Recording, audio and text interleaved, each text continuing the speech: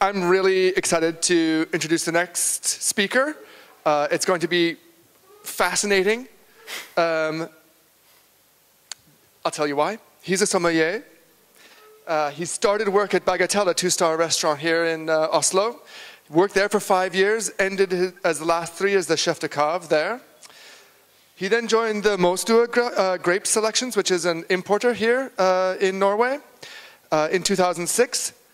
Worked there for 4 years. In 2010 then, he started the project Maaemo, which some of you may have heard of, a fantastic restaurant here in Oslo that in its first year earned 2 Michelin stars. Bang, like that.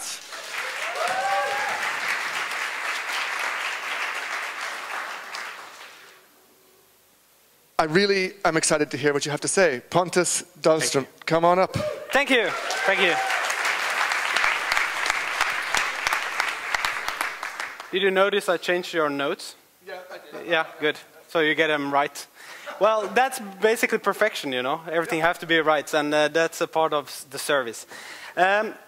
First of all, thanks to the whole NBC crew for inviting me back. It's been 2 years since Copenhagen, and what a party. I still remember it. That day turned out a little bit different than what I actually thought, because there was almost an attack of baristas going on restaurant coffee towards a guy that have a restaurant in Copenhagen and so on. So I basically changed the whole speech just 1 hour before I had the speech at the NBC. And, well, today it's pretty much the same. I didn't change anything, though, but I wrote the speech last night after service. And we had 6 out of 8 tables in the restaurant last night were people from the coffee trade that all are here tonight.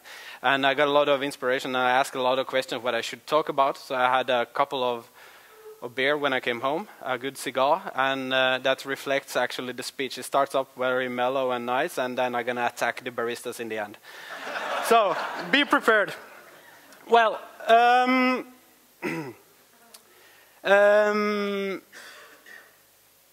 service. This is the service day, and my thought was to talk about restaurant service in general. But what's good service for me and good service for you could be 2 total different things. So I will explain a little bit what we do at Maaemo and why we do it and what we mean why we provide a good service by doing so. At Maaemo we do 25 to 28 covers a night. We have 8 tables. We are a staff on 14 people altogether with the floor and the kitchen. And we only have 1 set menu with no options at all. We call it the 10-course menu. Altogether, we do 26 servings. If we don't get informed by allergies, which we ask twice about, or any strong dislikes when you book the table, sorry, we can't help you when you come. We are not magicians. We ask actually basically 4 questions of our guests during a dinner, 4-hour dinner at Maaemo. When they arrive, we ask if they care for an aperitif.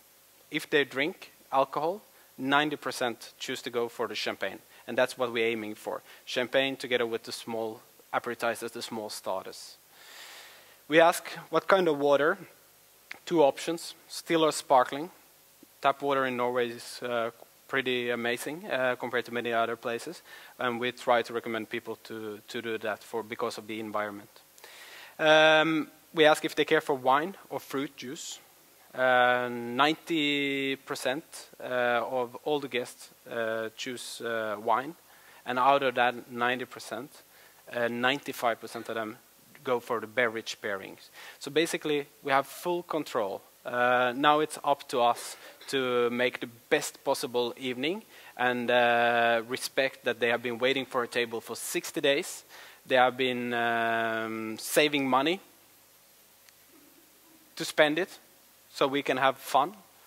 And basically, we do all this so we can focus on every single detail. There is nothing, when we don't give any options at all, not to food, not to anything, there's nothing that should be off. Everything should be top of the pops, basically. Coffee. We work the same way with coffee at Maaemo. We only have one type of coffee today. We serve a traditional Norwegian kokekaffe, basically steeped coffee. 1 liter of water, 70 grams of coffee, extract for 4 minutes, stir down the cap, let the brew settle, and we serve it. Sounds very, very easy. Since the last 2 years, since my last speech, we have tried to improve our coffee service. I will explain more in a second. But Noma and Renee and Mads also talked a little bit about the restaurant service and a milk, no milk thing. We don't serve milk at the table or sugar. We serve only the coffee. We don't have anything against people adding milk or sugar into the coffee, but I do the same thing as I do with my kids at home. You have to taste the coffee first, and then you have to think, do I really need the milk, or do I really need the sugar, you know? And if yes, then you are allowed. But I think if we as a restaurant if we do a proper explanation, what you can expect from this certain brew with a low extraction, or perfect extraction in my opinion, bringing out the fruitiness, it's not harsh, it's not tannic, it's not over-extracted, we have failed if people used sugar or milk, but they are totally allowed. I asked my staff before I came here today, when was the last time you served sugar on a table? And nobody could remember. So it's at least a month ago, the last time we had a customer asking for sugar in the coffee. And milk 2.5 weeks ago, Saturday 2.5 weeks ago. So it's not an issue at our place. I lost track here.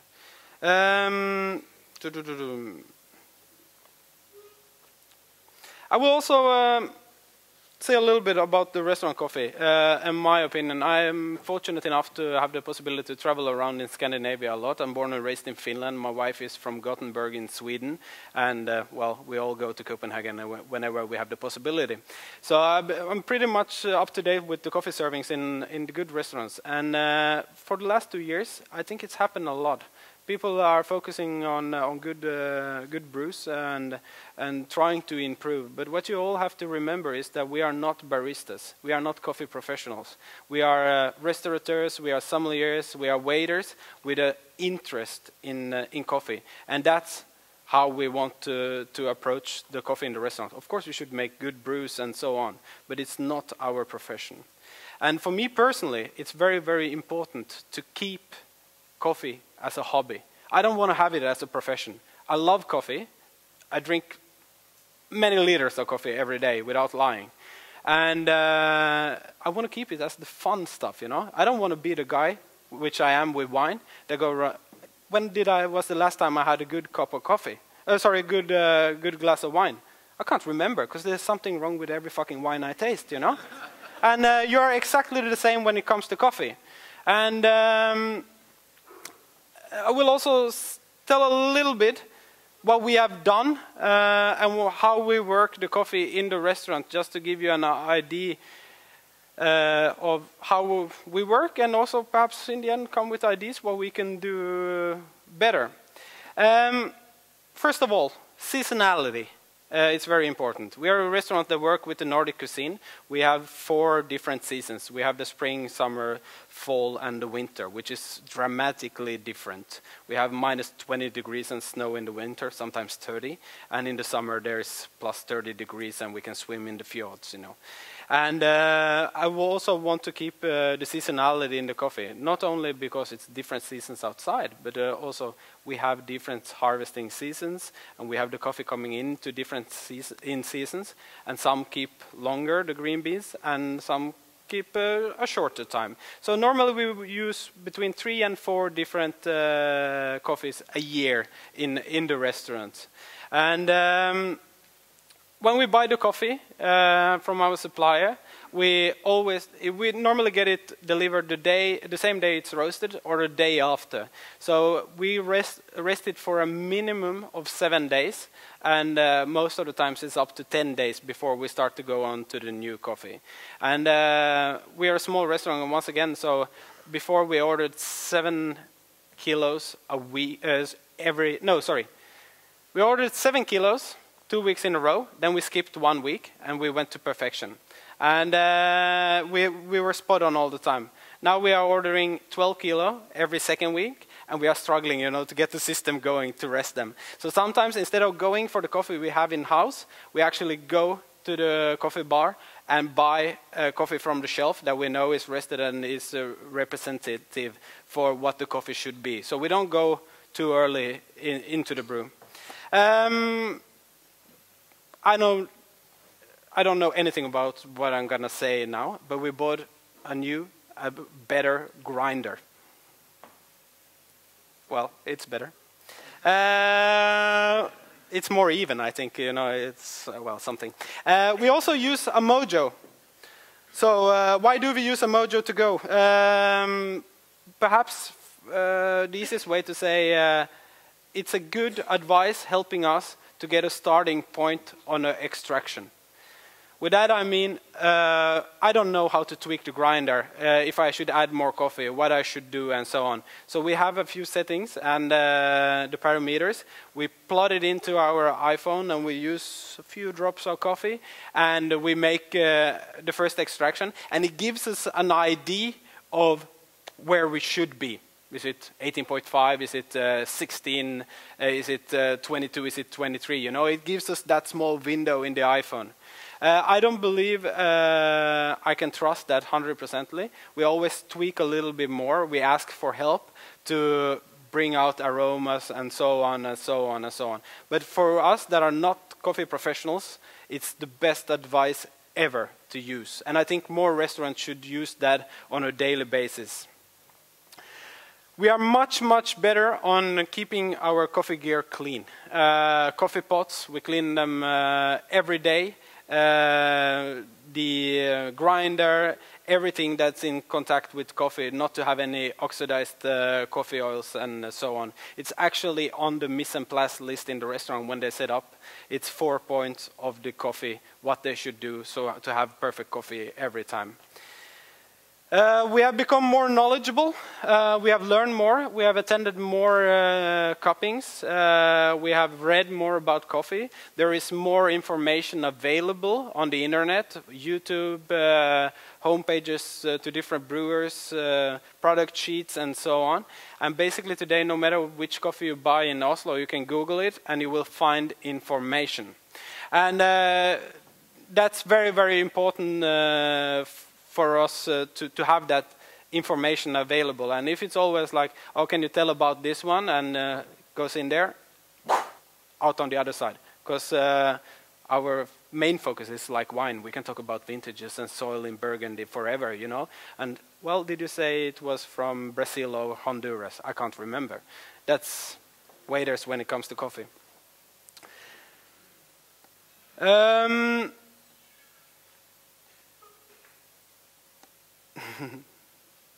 Now the beer has started to kick in. I can see that. So, well, the next theme is basically, is everything just fine now? Are you happy with what we are doing in a restaurant? Is everything good? No, I don't think so. You're not happy yet. We are not doing good enough coffee, not enough restaurants. It's always something wrong. I will tell a small example of something that happened in our restaurant a couple of months ago. We had a barista in, and we served Brazilian coffee in our traditional technique and so on. I'm not saying it was the perfect brew of the night or anything, could be in some parameters and so on. But basically everything was wrong with that coffee. Even questioned the brewing technique, why we do the kokekaffe technique, which for me is the closest thing you get to the cupping experience. And the cupping experience for me is the very best coffee there is. And said, the barista said, if we're gonna use that certain coffee, we should brew it on an AeroPress. Well, we use AeroPress in the restaurant, but we make tea à la minute instead of coffee in it, because it's much easier than having small tea bags and so on.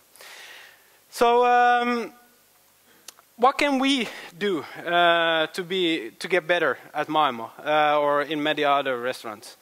The next thing I will try to implement is 100% temperature control of the water when we start the brew. I did a cupping a while ago where I started on 98, went down to 96, 94, 92 and 90 degrees Celsius on the brews. And in my opinion, for the brewing technique we do, together with the coffee we had at that time, 94 was the best cup of coffee, and they were treated exactly the same. So that's something I would love to look into. Earlier in the week, we were gifted a sieve. You call it a sieve? Yeah?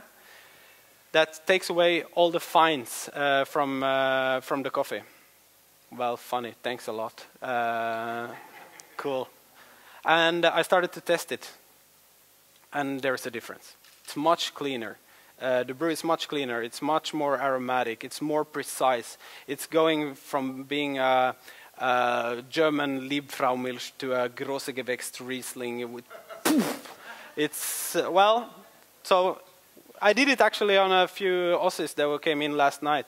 And I think you can agree, it was a difference, yeah? So we have to look into that as well. And the next thing, being a wine nerd that I am, coffee cups. In wine, you know, we have companies like Schotz-Wiesel, Salto, Riedel, and so on. And they produce like 50 different, 100 different glasses for different grape varieties, for different age of the wine, and so on. And coffee is pretty much the same. It's about how it falls. Shh. It's how it falls on your palate that decide the actual flavor of it. I don't know, it's perhaps some producer out there doing it, but I think there is something for certain, like the Kenyans, which is with the high acidity, very unique. For the naturals, for example, should we have different cups for certain coffees? Is there something there? I don't know, but I want to look into it. Another thing that we have done, and we are not afraid to do it again, is increase the price of the coffee. I'm pretty much sure that we are the most expensive coffee there is in Scandinavia. We charge 80 kroner per person per coffee. Well, we keep on refilling. But the reason we do that is basically we will never ever question the price of the coffee. I don't even know what the coffee costs into the restaurant and our markup, how much money we earn on the coffee. I don't care. Because coffee is too cheap. It's way, way too cheap. And those of you green buyers that go around and try to get cheaper green beans, forget about it. Have to communicate out into the market that coffee is too cheap, and to achieve better quality on green beans, that you can make a better product, you have to increase the price. And the markup that people are serving shitty conventional water-chilled coffee beans all over the place, you know, they charge 45 kroner. And then you go to a coffee shop in Oslo and you can buy a specialty coffee, I love that word, for 40 kroner, you know? So it's something wrong, you know? You shouldn't be afraid to charge money for the good product. If you have a shitty product, you should be ashamed. I think also we are struggling at the moment, a little bit. I haven't made up my mind, but I don't think there is enough of quality coffee in the market, in Scandinavia at the moment. Because what we see is that the coffee starts to travel abroad, you know. Coffee is popular from Sweden, is popular in Copenhagen. Tim Wendelbo is providing Noma, and so on and so on and so on. It's a lot of small batches of coffee out there, which you all can share. But I think we need more of them into the country, because I don't want to do the same coffee as the local cafeteria on just opposite to the street, because then he's in a situation where he has a problem of charging the money for that cup of coffee. You know, he will sell it as cheap as the neighbor. You know, even though he's perhaps focusing. But to get the quality up, to get the prices up, we have to have more quality coffee, so we all can share different lots, basically. Now, every time we change the coffee, I talk with the roaster. What are they doing? What are they doing? What are they doing? It's also another aspect of Oslo is a small city, and there is 5 roasters that I know of that I would call top roasters in Oslo. And if everybody do the same coffee, imagine those business guys going out for dinner 4 days a week. And they go there and they get the story about, oh, this is from that and that roastery and la la la. And then it comes to the next restaurant and it's like the same story all over, you know. So more diversity, more better quality, better green beans is actually what we are asking for. And why do we do it? Well, basically, because the restaurant scene is moving. And if you don't keep up and keep on pushing for better quality, you know, guys, soon the restaurants will make better coffee than you guys. And then we are in real problem, you know. So you should ask yourself every single day. This is something we try to work with as a mantra. Is the service and the product good enough for what we want to achieve? If your answer is yes, then you're totally out of it. Then you should do something else. Start selling cars, start doing something else. Because that's the day you get lazy. And when you get lazy, you will never push for quality. And, well, I thought I was just going to speak for 10 minutes, but it went 25 minutes. So that was what I was planned to talk, and I'm more than open for questions, and I'm not afraid to say what I think.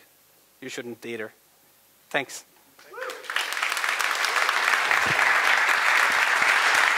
Thank you, Pontus. All right, some pretty brazen things being said there. Let's hear some questions. Thanks for a great meal last night, Pontus. It was fantastic. I've got an observation, a compliment and a question. The observation, just to reiterate exactly what you said about price. I've never seen in my experience of working with a lot of industries, an industry that has so much to say about quality and the premium product that they bring to the market, yet so quickly regress to talking about we price to market. As if having a great quality product and at market price is a badge of honour. It's not a badge of honour. It's a shame that happens. So I think, you know, your observation about pricing coffee higher is absolutely essential. The compliment is that I don't think I've ever seen coffee served in a restaurant the way that you served it. It was part of the theatre of the rest of the meal, and in that sense it was very much integrated within the meal. But my question is, why not go a bit further and integrate it as part of the meal rather than it being an option? And when Renee talked this morning, one of my thoughts was that, you know, the reason that milk and sugar are necessary is because the spell has been broken from the meal. So people are treating coffee as the bookend. It's just the traditional thing we drink at the end with which I have sugar and milk. Yeah. You're not doing that. It's part of the theatre, but it's still not on the menu. So I wonder whether, my question is, can you integrate it further into the theatre of the meal? We sure could. We sure could. Not everybody, though, is drinking coffee. So to be a part of the meal, I don't know. But I went to Japan for the first time last year, and it's my phone. It's the restaurant calling, and it was the first time in many years that I was totally blown away by going to a fine dining restaurant, because I was uncertain how things worked. You know, is it like, should I ask for something to drink? Are they gonna ask me, and so on? So I've been triggered about the thought, you know, to try to run the show even more and don't ask any questions. You know, just start and stop when we say it's finished, like a movie or something. So, but I don't know if there's anything more we can do and make it even more. I think, you know, we put quite a lot of focus into the coffee, and we bring it out, we brew it table side, and we do everything. Perhaps, I'm not saying we can't do more and we are good enough. Perhaps, I will think about it. And next time NBC is in Norway, you will see the result. Next question. Coming back here. Yeah, hi, my name is Christer. I'm going to ask the same question I asked earlier.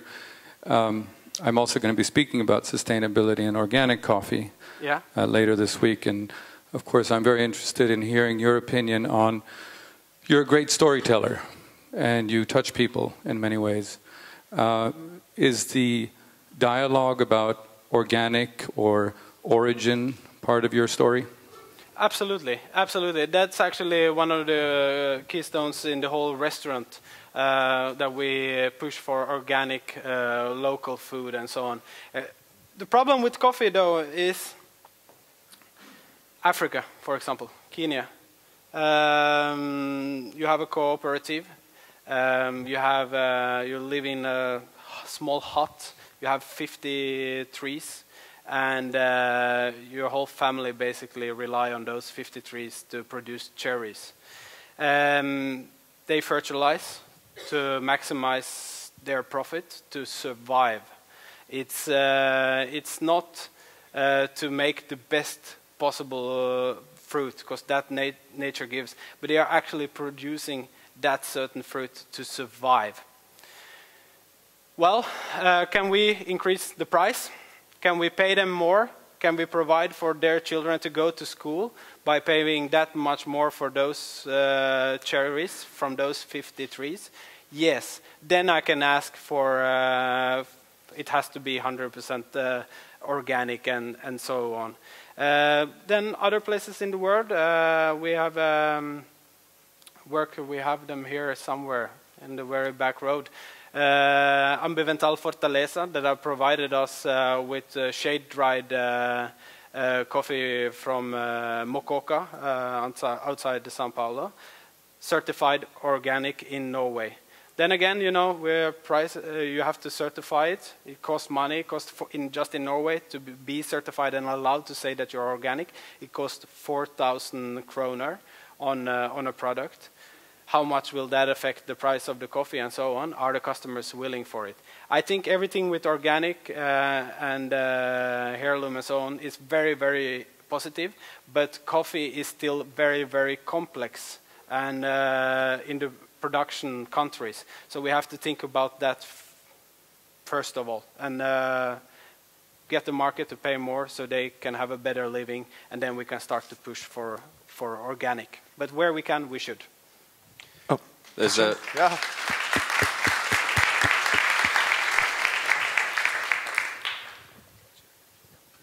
you said you have a new grinder. Yeah, I don't know what I know it's the Ditting, but I don't know any model names or. No, that doesn't matter. But what made you change it? What made you think I need another one? Were you told, or what were you looking for when you decided? Testing the difference. Basically, put in place and say this is the difference. At the moment, I'm struggling at home, for example, because I have a normal small home grinder, you know, and I start off every morning in a very bad way because of the grinder, and I know it's the grinder. I can't make as good coffee at home as in the restaurant or in the coffee shops. And it was one small thing to improve the quality, basically. So I heard it's a new grinder out in the market, a big black one. I've seen it. We have to see. It's a space issue, actually. So I have another question back here. You were just saying that at a certain point you would say, we freak out, we might be doing in the restaurant a better coffee than in a barista bar. What holds the top 2-star Michelin restaurant to hire a barista and to do better than, because you're charging more for the coffee. Yeah. So what restrains you to hire a good barista and do better what the standard coffee bar would be doing. I think for the market it would be great. Yeah, I think, to be honest, I think we do better coffee than many coffee shops at the moment without a barista. I would love to have a barista, a nerdy barista, going all crazy on Instagram with his mojo hired in the restaurant. But we can't afford it. We serve 20 cups of coffee a night, approximately, maximum. But our goal is to just show you guys that we do make a better product. A restaurant on a 2-star Michelin is like a competition, you know. It's our football game. We don't just want to win the game. We want to score another goal. We want to run 100 meters, 100 of a second faster, you know, and so on. So that's what really drives us, you know. I actually get happy when I go to I'm sadistic, you know. I get happy when I go to a coffee bar and can say this was a bad brew. And those bars that I frequently visit, most of the time they treat me really, really well, but they also see the pleasure in my eyes when I can say, well, it wasn't that good. No, we are just going for it. We're not going to hold back, as I said. I'm up for another new grinder. I'm up for improving temperature control, extraction without the fines to get a more cleaner. We just have to improve everybody, you know. But what I can't, the factor that I can't improve is the quality of the green bean. That's up to you guys. Any more questions? Another Bring question? it on. No. Yeah, no. Okay. Thank you so much, Pontus.